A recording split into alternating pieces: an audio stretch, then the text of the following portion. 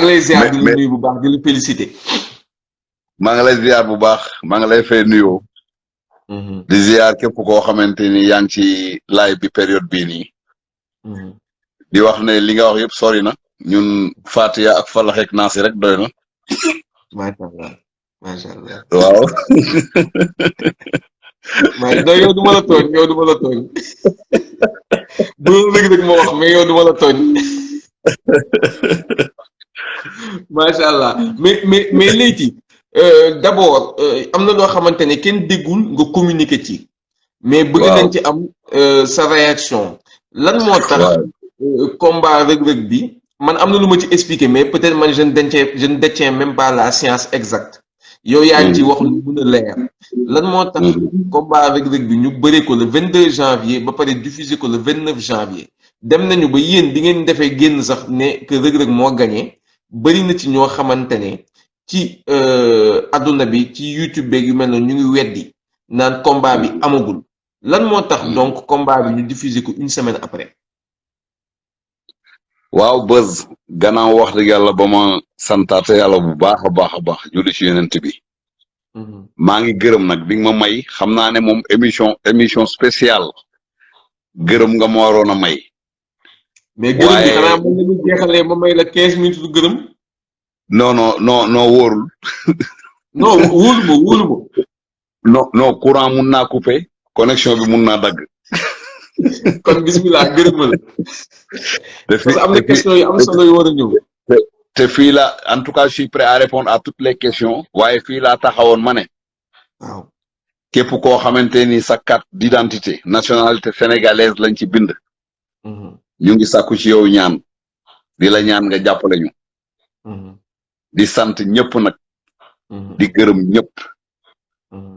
maanaam ci gàttal daal ni ma ko waxee woon laa koy waxaate rek képp koo xamante ni sénégalais nga sénégalaise yaa xam foo munti nekk nag ci kaw suuf ñi nekk dans le pays ñi nekk ci diaspora bi ak fu waay munti nekk à travers ma voix xamal ne Reug Reug mu ngi lay sant di la gërëm ñu ngi leen di sant bu baax a baax a baax a baax di leen gërëm di wone que ne sénégalais moom xam nañ ne bëgg na doomam bëgg na doomu réewam pom mii day ñu tuddee MMA man wóor na ma ne toute la population sénégalaise à l'unanimité bu ñu sañoon tey seeni doom raw ci te am naa yaakaar am naa yaqin jàpp naa ne champion yi ñu fi am man matière première laa leen di wooye la may wax rek gëm naa ne bu leen neexee te MMA dugal ko ci réew mi te kenn dootu ko fi mun a jële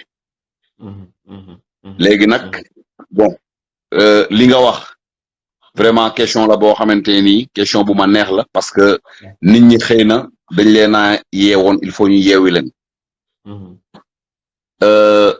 li ma mun a wax ci loolu One Champions benn ligue la boo xamante ni tey ku ne xam na contexte bi ñu nekkee exemple ñun ci suñu ay réew comme ni ma ko mun waxee aujourd'hui waxuma la sax ay sport de combat waxuma la yeneen sport waaye am na ci activités yi sax yu bare bari yoo xamante ni dafa mujj taxaw c'est compliqué man nag may faral di wax ne boo déggee ñu ne on n'a qu'à sortir et essayer de vivre avec le virus maanaam buñ namee génn pour dund ak virus bi du gën caane rek c'est bien beau mesure barrières yi nañuy raxasoog saabu nañuy distanciation sociale nañuy takk ay masque loolu yëpp digle nañ ko d'accord mais nañ génn dund ak virus bi aussi mooy ñun ñu utiliser suñu xel ba xam lañ doon def démb ak barki démb naka lañ koy continuer tout en respectant les mesures barrières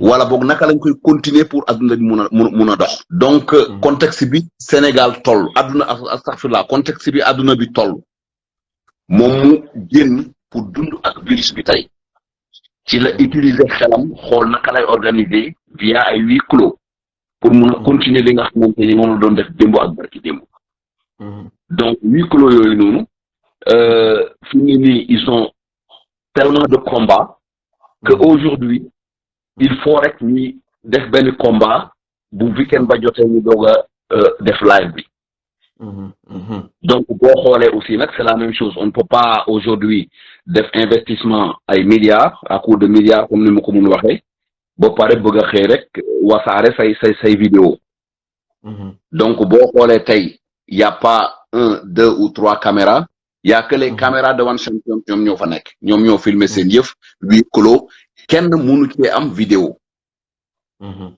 bokk nag ci contrat boo xamante ni comme tey ñun ñoon la nekkal wax dëgg yàlla collaborer di liggéey tey ñaan yàlla mu jëm kanam am na yoo xamante ni ñun dañ leen a war a yéene ñun même bu nekkutoon sous contrat bu ñu demander à ce que nañ xaar ba ñoom ñu diffuser vidéo yi am naa yaakaar nag comme dañoo bokk tool wi di béy wala bokk am naa yaakaar comme dañoo bokk gaal gi muy dem nañu joow rek mu dem te teer ak jàmm waaye bu kenn ñaan gaal gi dëng.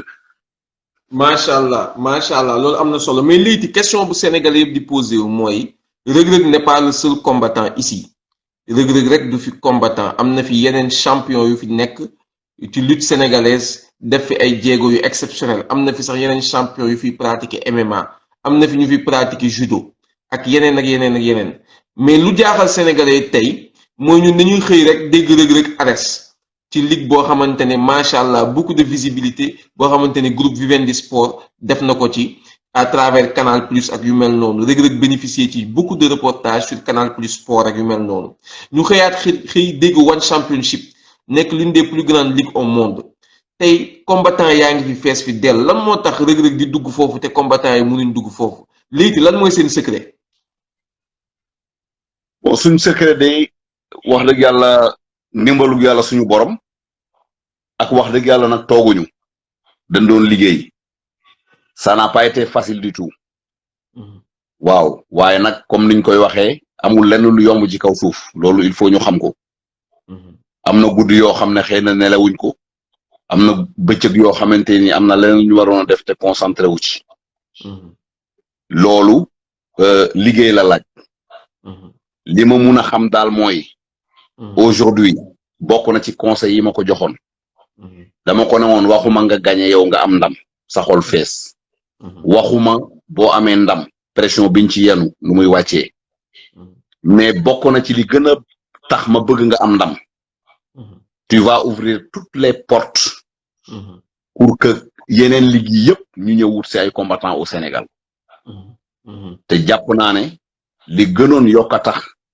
ma doon wax nañ ko ñaanal c'était pas dëgg la bu amee ndam ñu kontaan ñu bëgg parce que kuy liggéey wax dëgg la bëgg nga am résultat mais li gënoon yokk a tax xam naa ne bu dul woon Covid bii nii man gëm naa ne en commençant par UFC Bellator One Champions MMA.com di nga gis ay ligue MMA yu bari yu yenn seenu saak ñëw teg ko Dakar di wut ay combattants tourisme bi dana dox dana am ay jeunes yu ci profité te xam naa ne car macha allah mais Reug il a ouvert toutes les portes.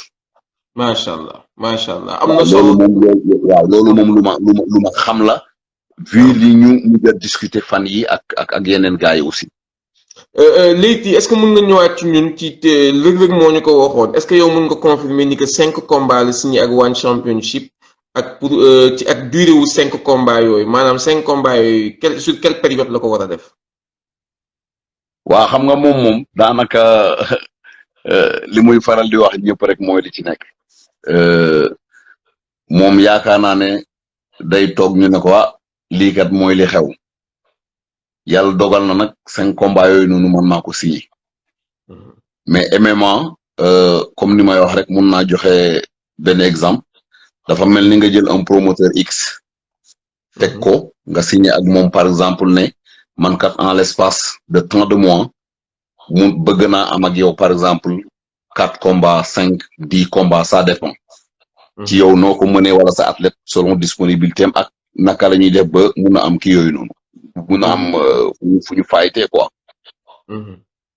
donc looloo waral yenn saay nit ñi di confondre maanaam après nag athlète biñ lay jox mais boo signé 5 combats en 27 mois comme niñ ko defee pour rek mu leer di ñaan yàlla lépp yemb yàlla dimbali ñu lépp ñu am ci ndamam ñu ngi koy ñaan yàlla suñu borom bu ko defee comme li ma wax rek moo di ci ne MMA doomu Sénégal yi war nañ ko mun a téye teg ko fii ci biir réew mi nit ñi ñëw di ko bëgg a génnee mu leen di të matière première bi am na fi ay xale yu am jom la ñu am te comme li may faral di wax rek aussi on a bien dit mixed martial art les arts martiaux mix ni français bi amee fula ba indi boxam coréen bi indi taekwondo kickboxing bi japonais bi indi ko muy taay bi muy boxe thaïlandaise bi ñëw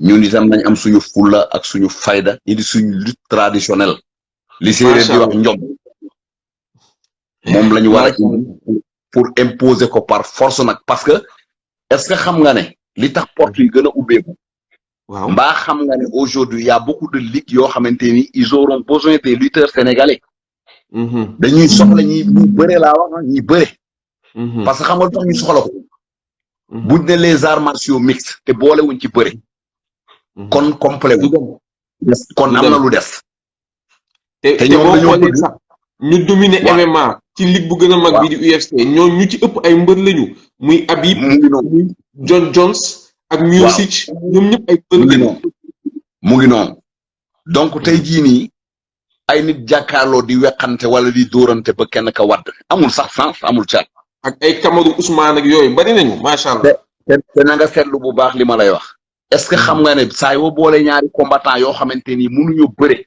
suñu bëre lutte traditionnelle yi ñuy xeet chaque jour dañuy dem ay premier round deuxième round yenn saa sax ñuy dem ay troisième round mais bëre bi moom boo ko mënee saa yu ngeen dalantee rek daanaka ka mun bëre moom am na 99% pour combat ba jeexee foofu. macha allah mais léegi xam nga lan moo ma neex ci ñoom One Championship.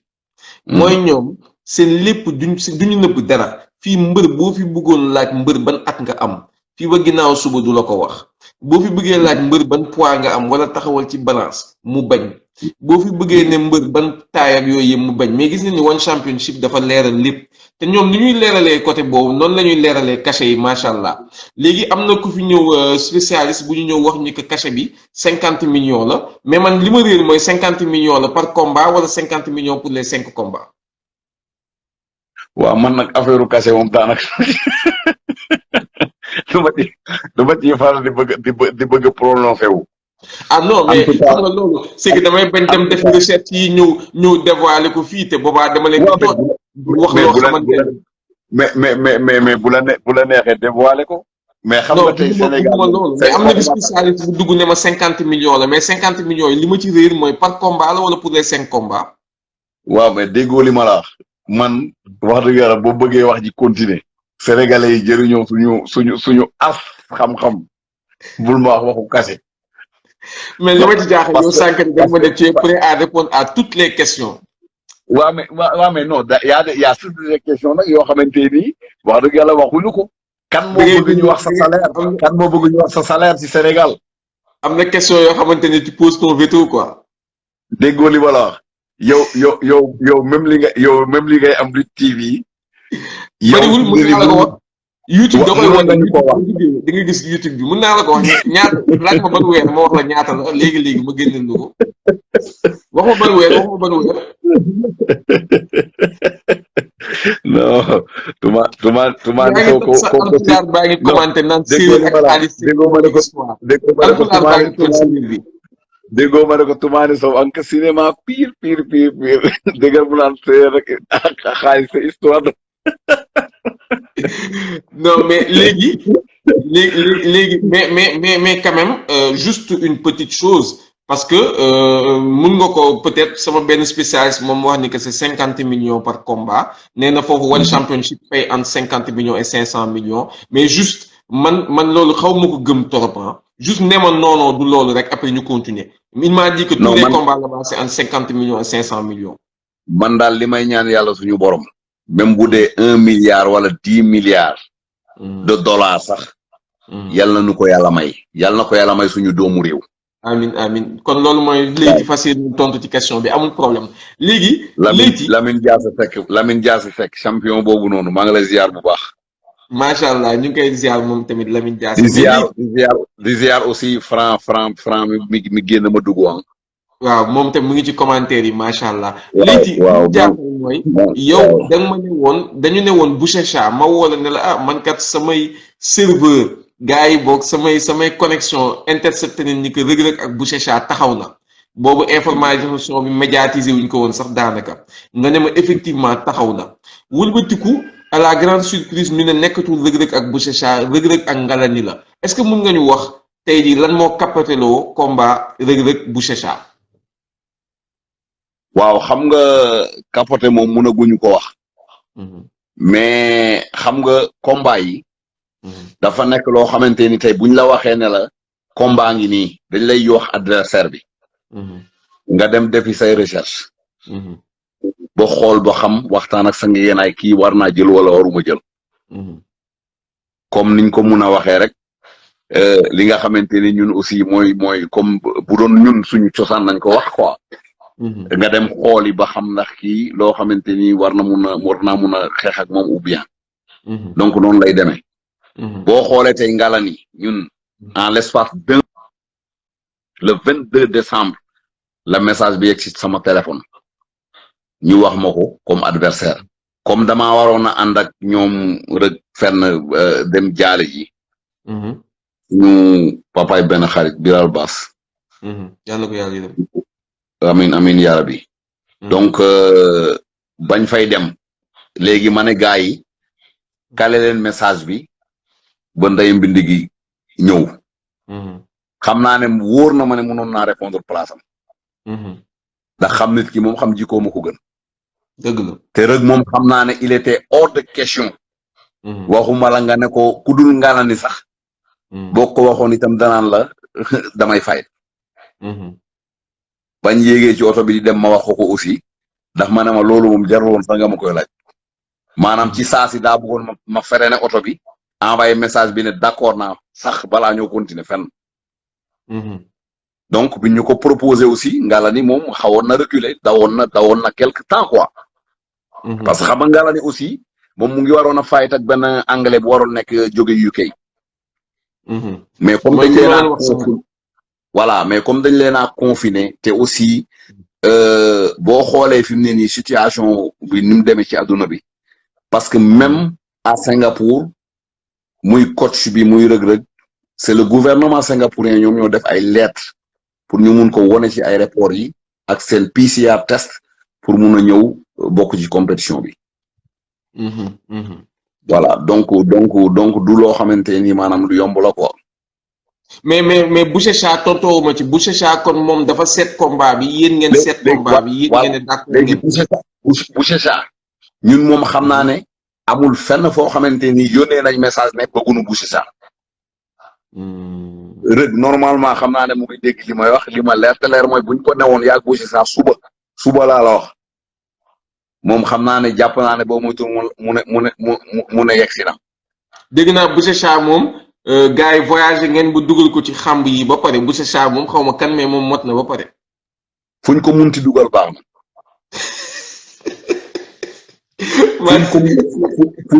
fuñ ko munti dugal baax na. man Boucher bu ñu nekkee grand champion du monde 13 fois champion du monde di jiitu ngeen yàkkamti ko trop man loolu daf maa jaaxal. dafa mel ni ay affaire am dafa mot ba pare. xoolal buzz. man bokkuma ci ñooñu di bañ ci li ñu cosaanoo. dëgg la. comprendre nga bokkuma ak boy yi nga xamante ni boo waxee ñu fuñ ko munti dugal baax na. dégg nga. macha allah wax di leer moom la mu def ca Brésil ba war a ñëw dajeeg ñun wala mu ñuy laaj ñun xamuñu ko. ndeysaan. kon ñun luñ yaakaar danañ ko def. macha allah loolu leer na. loolu leer na combat bi Reug Reug disputé nii. bi muy dugg si. lim yaakaar la def. kam doon bëreel bi muy dugg si lim yaakaar la def. ñu bàyyi yàlla suñu borom mu transi. dëgg la. voilà kon am na yoo xam ne nit ki gis nga li nga am. bul nangu ñu koy piétiner. bul ko xeeb. surtout yu efficace yu mel ni Reug Reug. yu mu yor déggoo li ma la bul ko xeeb. macha allah. Boukichou de moom wax na Fernand Lopez de wax na ma ko nee na moom Boukichou moom nee na lu mu gis keroog moom loolu du puissance naturelle. mais xam nga bu waxoon ne damaa gis jinne waaw ñu mun a wax bu waxoon ne damaa gis ngelaw ñu mun a wax waaye affaire de puissance naturelle moom la lay wax. waaw nee na naturel de loolu. waaw mais moom li mu dajal xamu ko parce que li problème bi mooy rëg-rëg jeune la boo xamante ni xale bu ndaw bu frais ah kaar macha allah yàlla na ko yàlla lafal cat. amiin. kooku bu caaxaan passé dëgg des nag moom temps bi mu ko may ba mu ko mayee ba mu jeexee la explosé ci kawam rek. dëgg la premier combat bi mot na ñu ngi jëm ci deuxième combat bi est-ce que aujourd'hui am ngeen une date pour le deuxième combat parce que dégg nañ ni 24 février One Championship da ciy organisé est-ce que yéen boole nañ leen ci programme 24 février bi. bon en tout cas confirmation amagul mais bu amee incha allah rabi danañ ko communiquer que ça soit muy février que ça soit muy mars. bu ñuy boole rek ci discussion yi parce que gis nañ ni waa staff bu Checha itam ñu ngi doon amal benn live démb doon waxtaan ci lu bari ñoom dañuy communiquer dañuy expliquer donc pourquoi pas ñun itam ñu waxtaan fii nii xam exactement waxuñu adversaire bi kan la wala c'est confirmé ou pas mais est-ce que y a une possibilité de revoir Reug Reug pour le 24 février wala dafay teel maanaam mars rek la mën a compétiraat. waa xam nga bu Checha moom ñun bi ñuy compétir déjà moom compétirul fi mu ne. mu ngi entraîné. ñoom ñuy communiquer. ñoom mun nañoo communiquer bokkuñu stratégie. waaw ay adversaire de taille lañ rek pour juste benn 3 rounds. waaw te ñaan nañ yàlla sax ci benn first round rek boo xamante ni moom bu 5 minutes yi moom balaa moo xaaj sénégalais yi war nañoo jubilé moom la ñuy ñaan yàlla suñu borom. donc loolu noonu mënuñoo bokk ñoom stratégie ñoom nañ leen bàyyi ñu communiquer. ñun daal xam naa ne bu fekkente ne yàlla dimbale nañu ba confirmation am. ah ñu dëkkaat sénégalais yi suñuy loxo rek. mais est-ce que 24 février compétir ci du teel pour Reug Reug. bon xëy na ko techniquement mun na teel. waaye Reug Reug moom yaakaar naa ne xam naa dinañ ma ne nag bokkul. waaye xam naa ne sorewul trop. Reug Reug ku ne xam na ne bu lamb ubbi woon da doon bëre pratiquement booy boo man la di lundi au dimanche lim ci dul bëre daanaka lu ñuy wàññi la. parce que nag la ma leen waxoon rek moo di ci ne en commençant par le président de la république. ak ministre yi.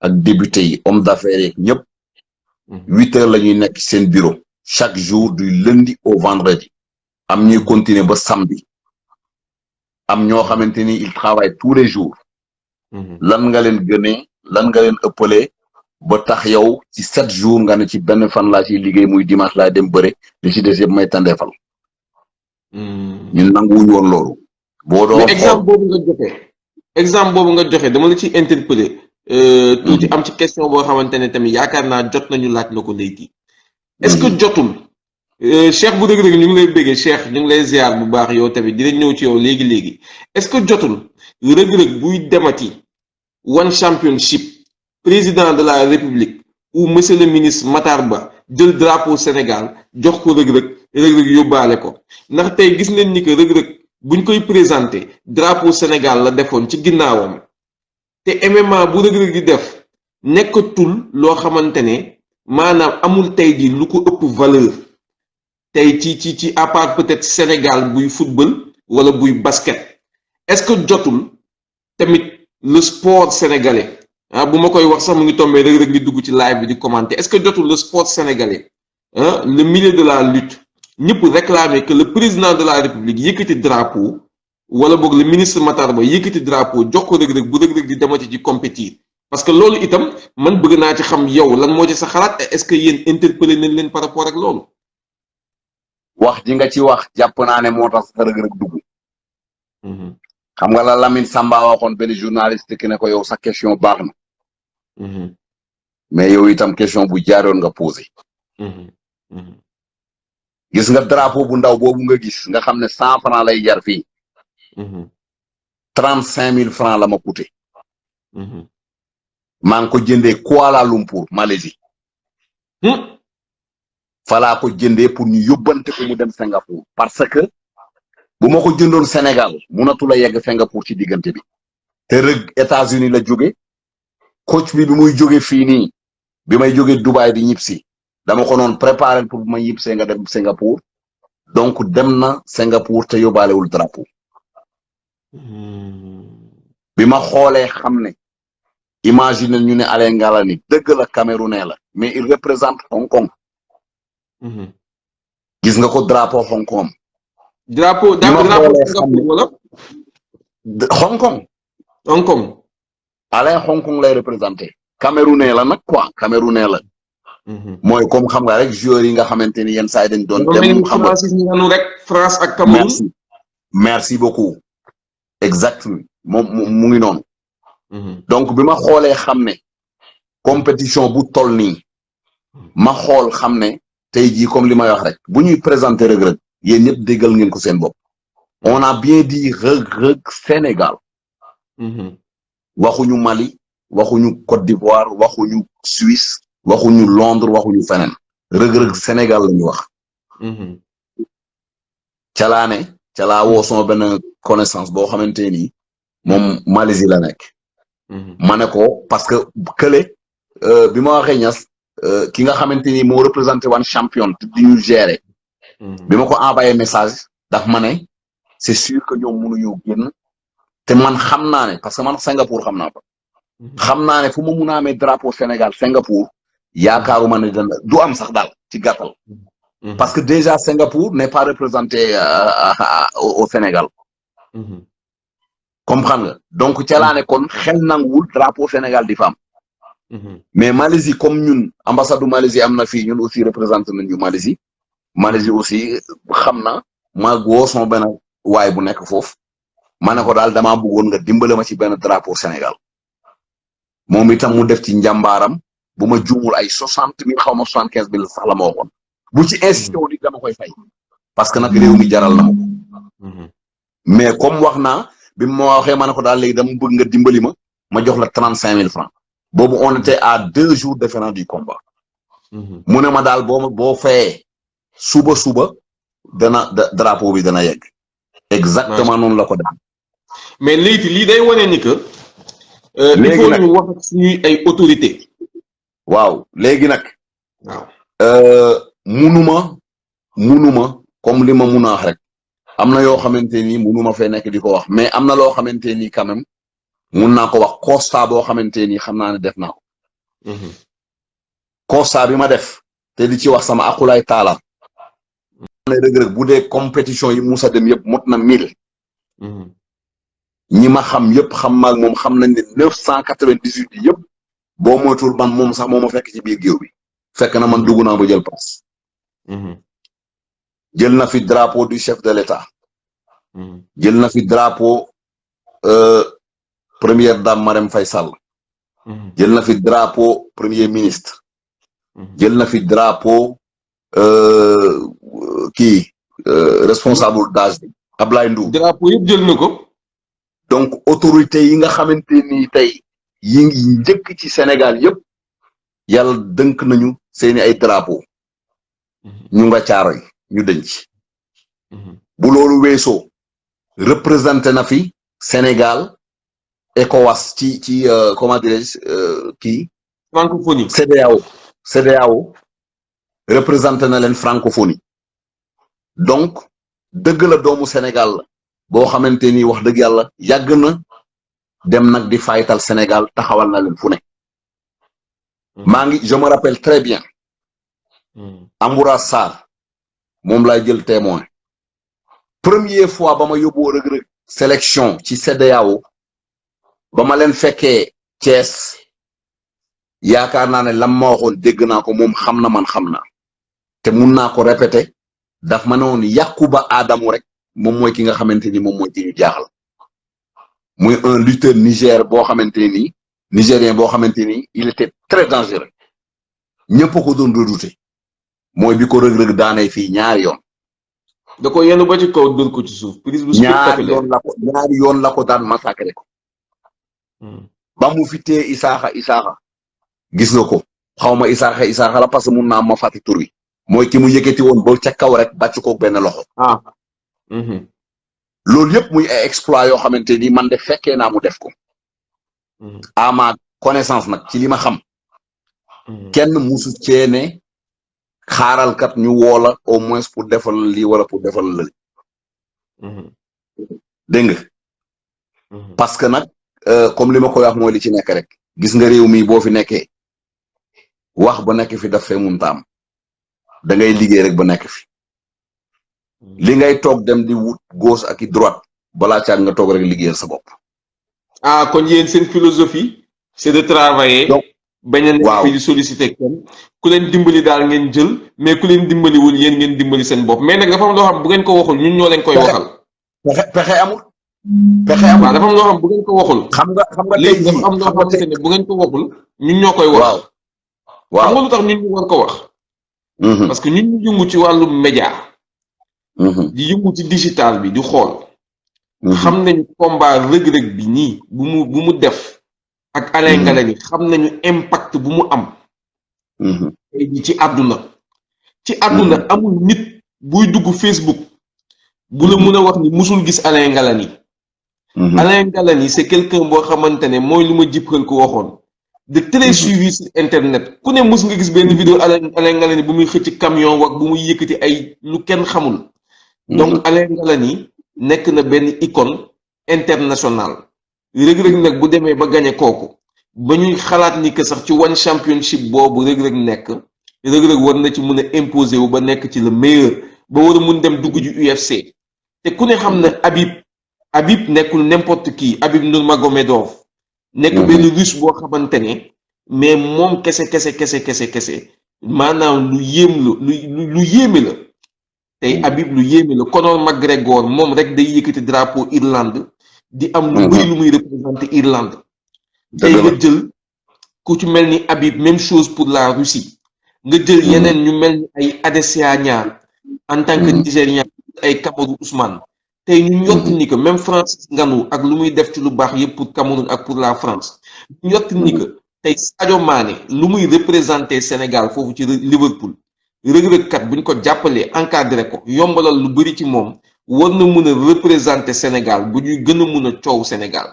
te sax rëg-rëg particularité bi dafa uteeg sax Sadio Mané ndax xam nga football ñëpp mun a football Sadio Mané toj taxul gars yi ñëw Sénégal jël ay joueurs wala boog du lu kii mais rëg-rëg toj ci MMA day tax yeneen nit yi ñëw jël ay mbër loolu dafa direct dafa yomb donc tey autorités yi il faut ñu xool bu baax a baax li nga xamante ne rëg-rëg mu ngi nekk di ko def ñu dimbali ko ci parce que tamit lu sotti am borom il faudrait pas que ñu toog di xaar ba rëg-rëg war a dem disputer ceinture champion du monde de UFC ñu soog a ñëw bugg ko akimoo léegi à la base lañ ko war a mun a jàppale comme ni ko Leyti di defee macha allah.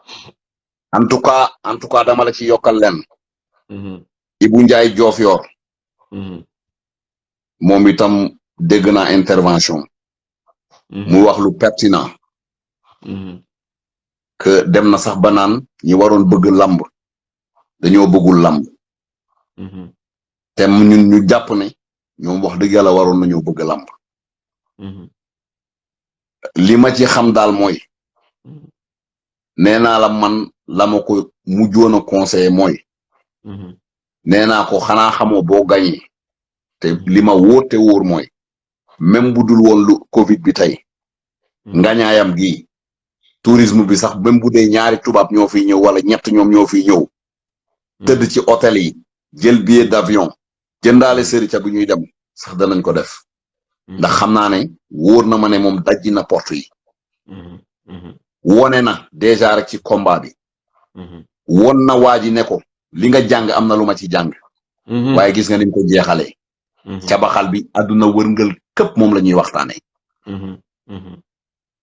école de lutte yi ñuy wax nii ku ci ubbi woon école tey. mun a garanti nit ñi ne cabaxal bi rëg-rëg def waa ji ku ñëw Sénégal ma jàngal la ko fees nga xaalis maa la ko fay. dëgg la macha allah am na solo. mais gis naa ñu ma laaj ñu ci interpellé ak liñ ci wax. am na ñu ma laaj ne ma rëg-rëg kan moo nekkoon ku entraîneur bi nekkoon ci wetam di làkk wolof kooku kan la. kooku mooy Ñas. ma foog ni Diouf la sant. waaw mais Ñas lañ koy woowee ñun. il s'appelle kon depuis kenn la commencé entraîner ak Reug Reug. c'est-à-dire rek ñaari coach la am. benn coach bi Oman Ndiaye la tudd moo ko yor boxe. comme xam nga. maa ngi koy nuyu de passage mook magam. moom sama rakk la.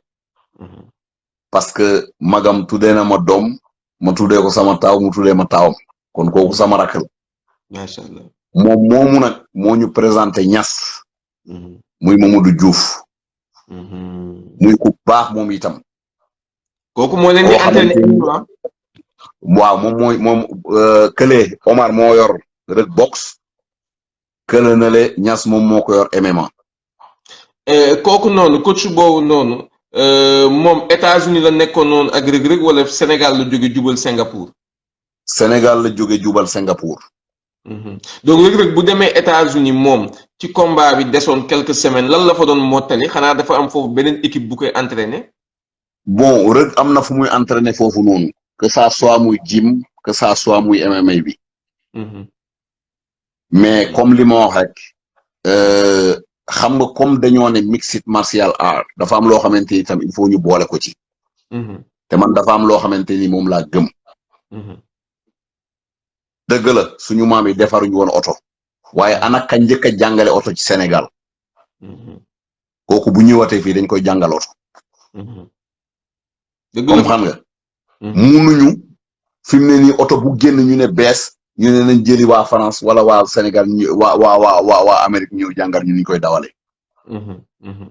nee naa la ka ko njëkk a jàngale fii bu ñëwaatoon tey dañ koy jàngal oto. loolu li ma ci bëgg a wax mooy. man yaa autant am na entraîneur yu bari ay américain ay français yoo xamante ni sollicité nañ ma. pour nañuy dem di ànd ak Reug ñoom nekk ci kanam. mais man suma expertise réew doy na ma. dëgg la macha allah gars yi ñu koy dégg commentaire yi naan le coaching a été déterminant. ñuy féliciter merci beaucoup. léegi nag loolu lan moo tax man may jëli benn coach américain. boo xamante ni xam naa ne sax dinaa la xaw a tooñ tuuti te ñu jox ko benn bouteille ne ko raay ko mu ne c'est quoi ça fait sale daal di ko sànni. indi ñu vitamine. nga dëgg de aspect bu important la. loolu. mais maa ngi soog a comprendre yéen sax mënoo leen woon am coach France parce que xam nga rek dafa teel a dem. rek dafa teel a dem États-Unis léegi yéen bu coach bi jóge woon États-Unis dem ak Reug Reug du sotti parce que bouteille yi dernier bouteille yi ngeen doon lijjanti ci àll bi bu mu sottee yàggul donc coach bi moo tax mu jóge Sénégal mooy yóbbaale bouteille yi ci valise bi. mais coach bi coach bi dem na bu yàgg coach bi lu mu gàtt est-ce que deful 10 jours Singapour wala mu ëpp ko. waaw mais coach non léegi wax ma rek coach bi mu yóbbu na butéel wala yóbbuwul butéel. sérieusement nag dama lay maanaam bon dama bëgg rek aussi def appel pour wane rek ne dawuñu ñun li ñu doon te bëgg nañ ko mais nag pour dire vrai. li may revendiquer foofu noonu. tey man bu ngeen gisee combat bi que la ñëw jiit leeg entraîneur u Hong Kong la jógee wala fan la jógee l'essentiel nit ku weex la. ñun ñu ànd ak suñu der bu ñuul. mu naan ko jaaral nii defal nii tasal garde bi lukki bi lay indi jógel foofu noonu ku ne xam na ne ça a été un combat technique. gars yi wax nañ ko. neexul ba neexul waaye moom maa ngi koy féliciter moom l'entraîneur.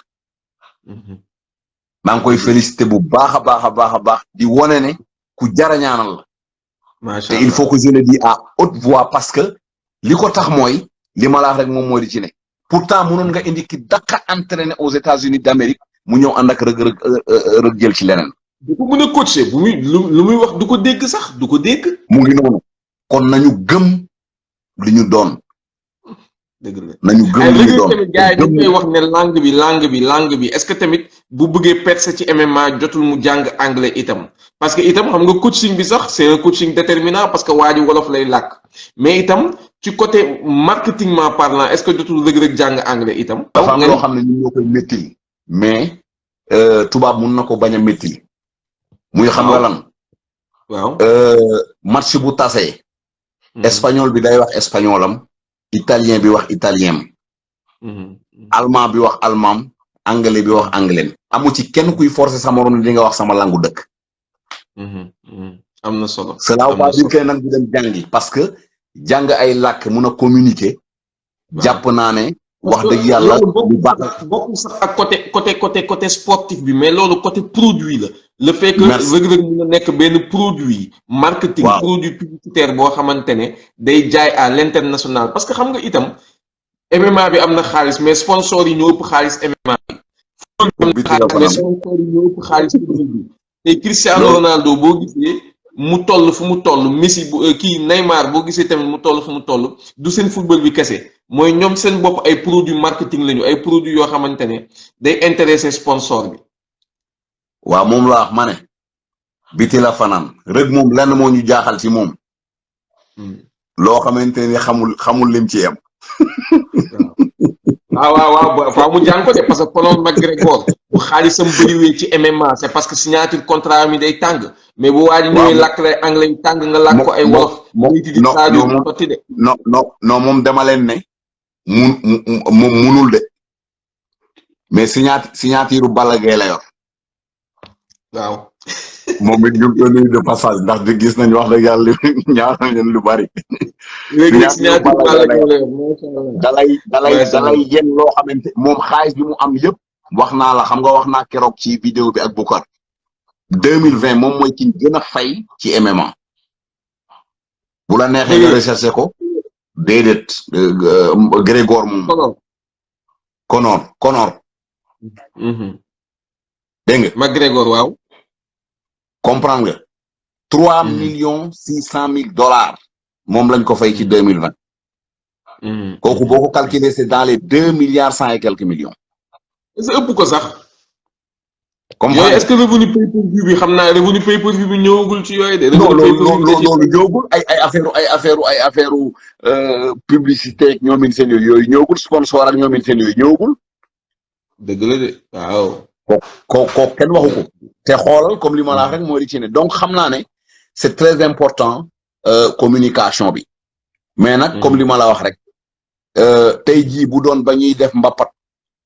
tey jii dañ ñu doon lakkaloo anglais wala français nekkee ñun ñëpp xanaa ñu mun cee jéem waaye comme lii moom dañ cee dugg en autodidacte comme li ma koy waxee.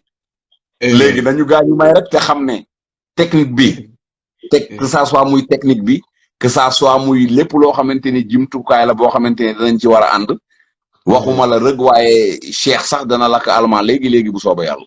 macha allah léegi waxtaan bi neex na am na solo xam naa ni ñaari question rek moo ma dese ñu terminer ma bàyyi la nga gërëm ma soog a mun a jël Reug Reug moom itam mu gërëm jël Cheikh bu Reug Reug parce que itam moom sonn na ci combat bi Reug Reug lu mu doon entraîné yëpp moom mu ngi woon ci àll bi parce que Cheikh saa yi ma ko woowee réseau bi sax du neex mu ngi fu ne dugg na fa macha allah mais léegi li ma lay laaj mooy combat bi waxagoo ma prochain combat bi ban date la.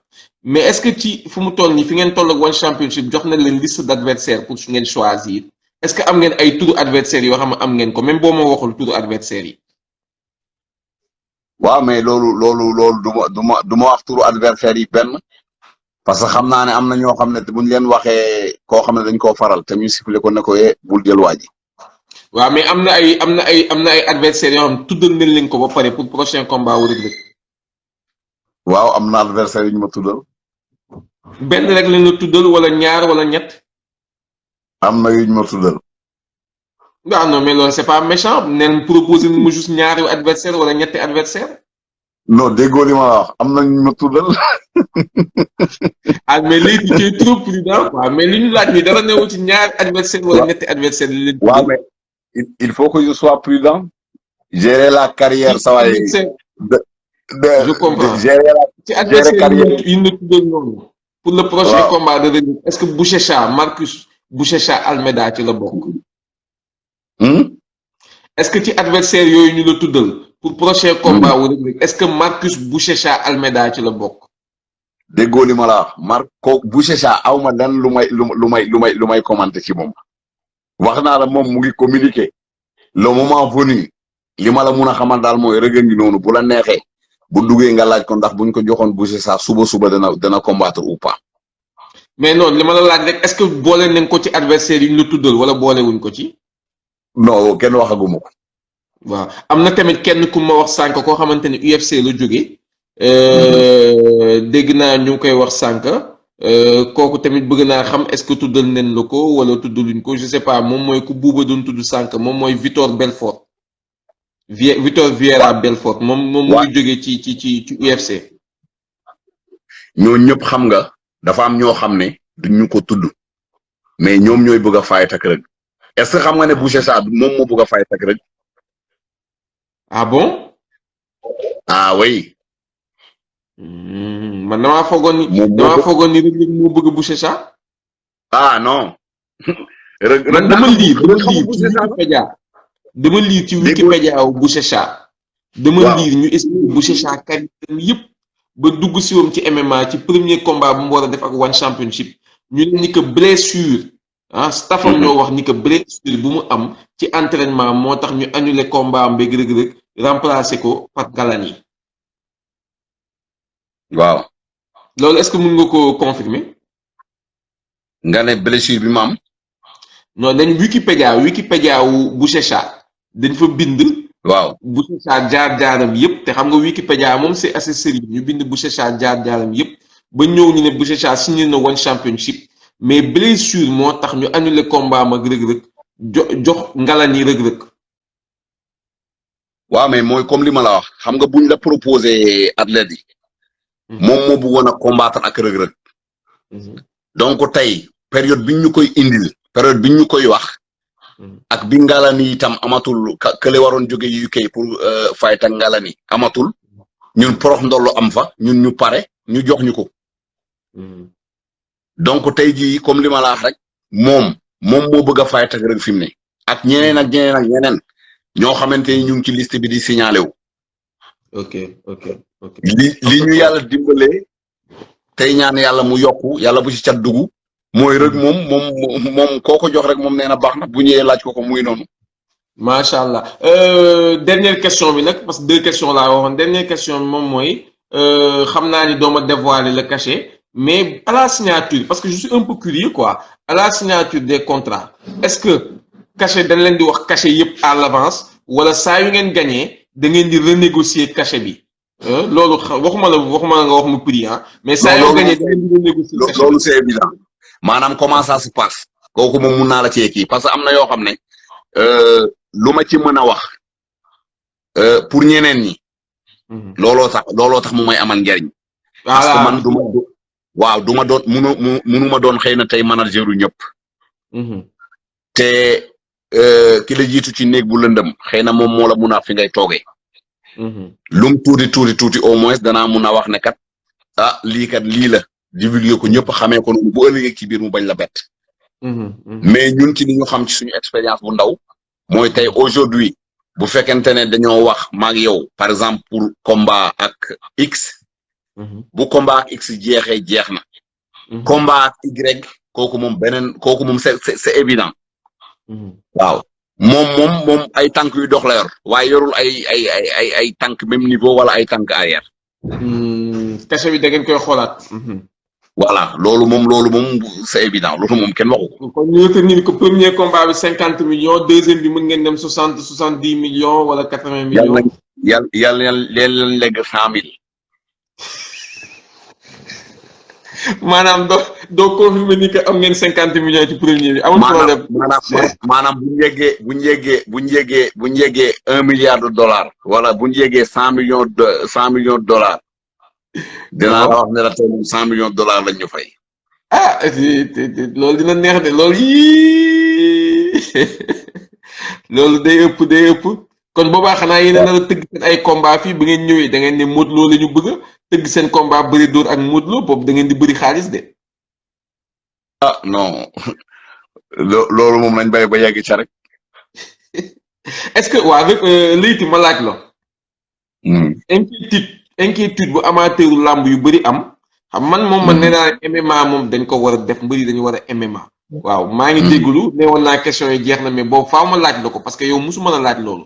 inquiétude yu waa làmb yëpp am mooy au plus haut niveau mooy Reug Reug bu demee topp UFC war a dem ci grand combat yu mag yi day ñu bëri ñu xalaat ni Reug Reug dafa nar a bàyyi làmb est-ce que yow mën nga ñu garantir ni que ak lu munti am Reug Reug du bàyyi làmb wala boog il y a une possibilité que làmb ji bañ a dox ngeen bàyyi làmb ji concentré wu ci MMA. mais Reug Reug produit làmb la xanaa xamoon ne Reug Reug waaye boo ma ne la mooy espoir des arènes sénégalaises waxuma ne moom kese la nag y en a autant d'autres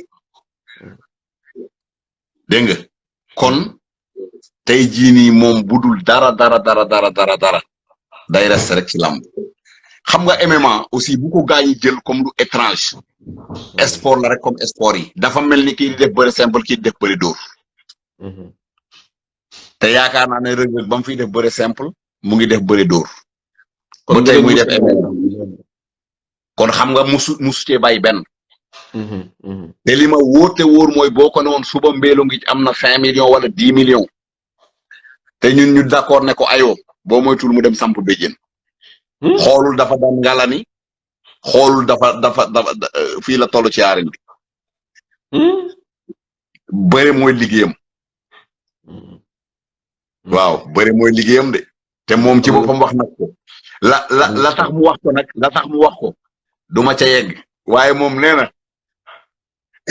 na xeexam bii bakkanam la ciy teg ndax xam ne loolu rek a ko mun a may appel yi bari na ñëpp wax dëgg yàlla woote nañu sénégalais yi ne ci diaspora bi africain yeneen yoo xamante ne ci diaspora bi lañ ne ñeneen ñoo xamante ni sax bokkuñu ci continent Afrique woote nañu vraiment di ñu féliciter di leen wax rek ne leen incha allahu rabi na ci ñëpp gën a jàpp le meilleur reste à venir di lancer rek itam benn appel ñaan nañ yàlla lii comme njariñ la bépp doomu Sénégal nga am ci wax dëgg yàlla li nga ci war a am sa wërsëg waaye na ko ñëpp dem pare yi bu kenn rusloo sénégalais yi bu kenn ne sama doole bàyyi na rek wala sama fit takk naa ko rek damay dem te comme ni ko waa ji waxee sànq Sénégal moom comme da ngay xeex gratuit buñ la ne kaay xeex ñu fay la war ngaa mën a liggéey waaye nag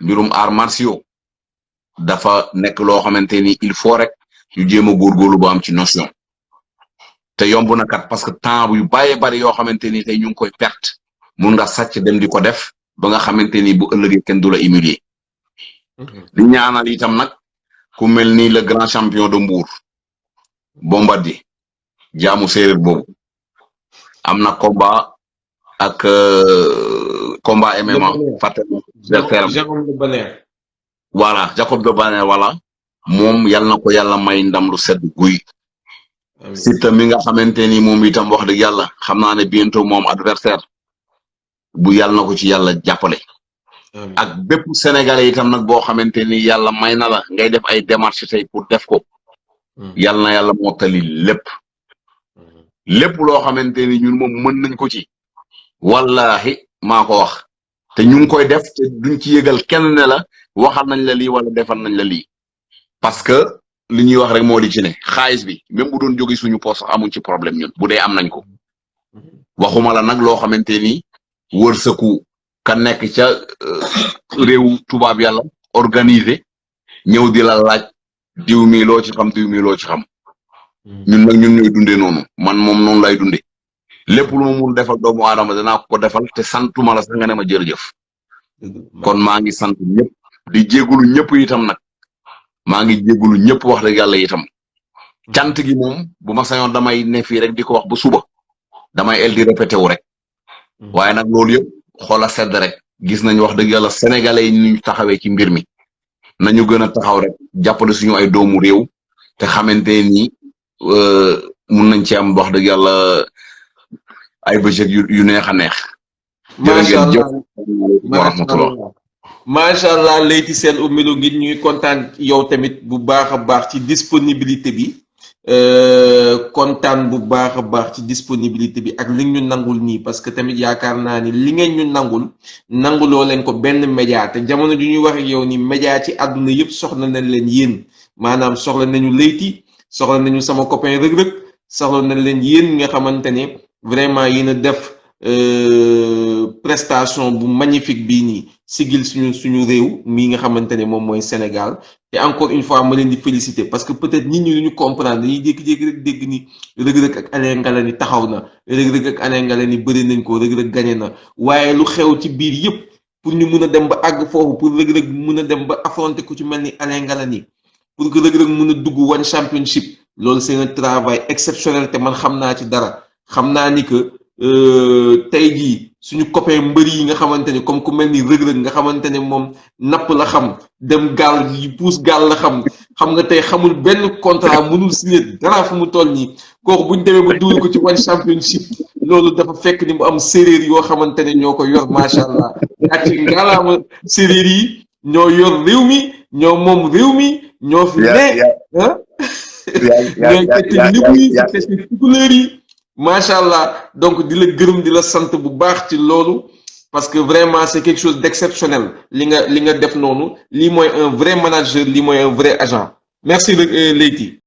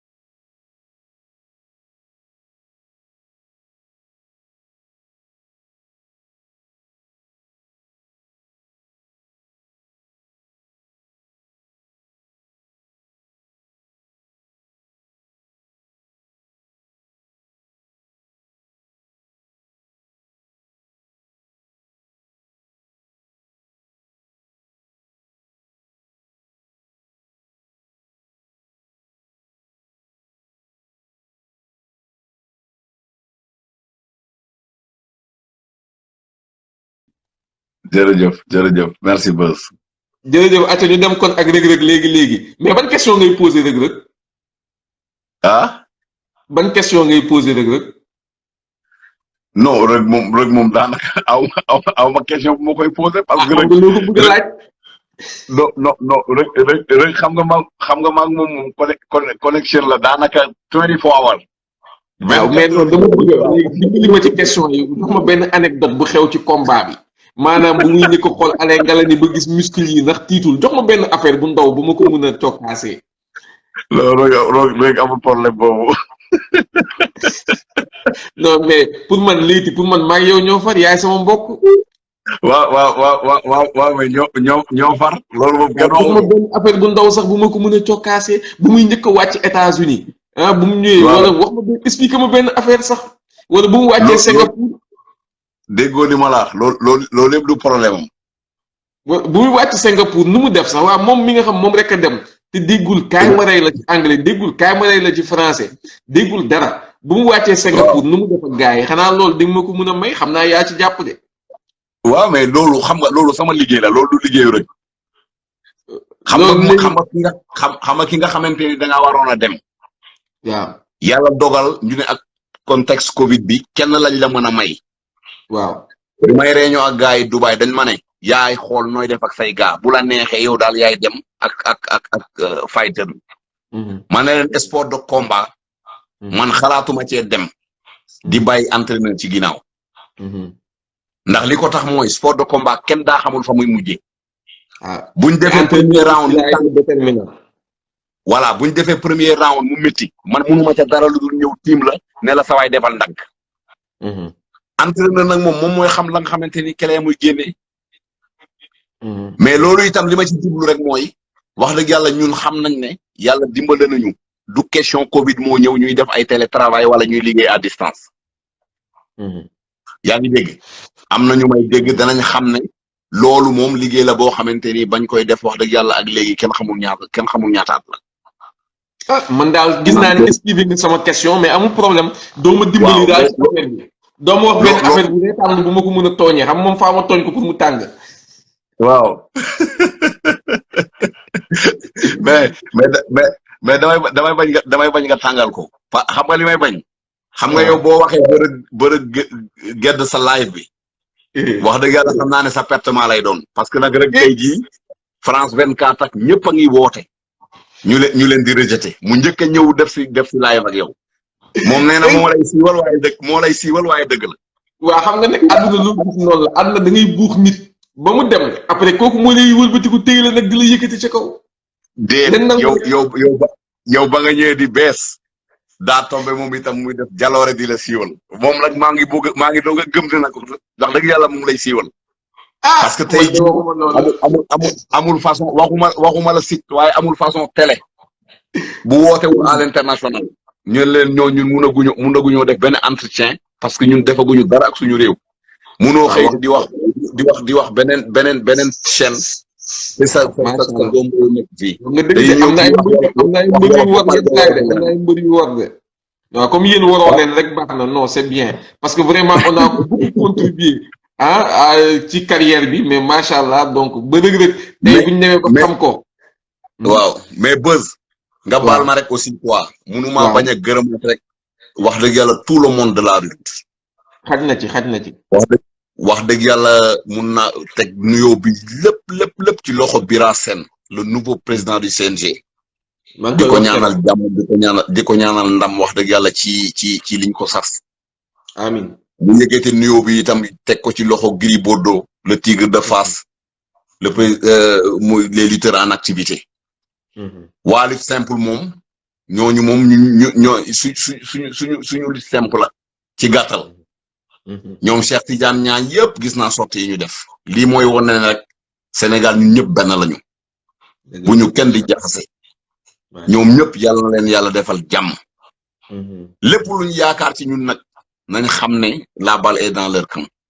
ndax ñun moom neexul ba neexul waaye ku ñu defal lu baax. ku ñu defalul lu baax sax bëgg nañ la defal lu baax waxuma nag ku ñu waxal lu baax wala nga defal ñu lu baax. macha allah. kon yàlla na leen yàlla jàppale ñoom ñëpp. képp koo xamante ne nag da ngay ngemb amul foo munti nekk pas affaire de écurie wala lu mu munti doon foo munti bokk rek ñu ngi lay sant di la gërëm. jërëjëf kooku mooy Leyti Sène au Mbello Ngij. jërëjëf. waa Mbello Ngij bugguma ñu mere ma damay bañ a tudd Mbello Ngij te xam ne dafa am dëkk yu bari. waaye noo munti def dina mënuma leen bañ a beral nuyoo. non faa nga nuyoo fépp parce que fi combat bi ñu jàpp dañu bari macha allah. voilà di nuyu aussi vraiment ku mel ni Assane Ciss ci président fans club Reug Reug bi la bokk. ñoom Boucar John ñoom Moustapha Xalambas. ak képp koo xamante ni rek yaa ngi ci groupe bi di jàppale. di leen jàppale. Reug ñi koy jàppale moom xam na ko. képp ku koy jàppale. maa ngi lay sant maa ngi lay gërëm.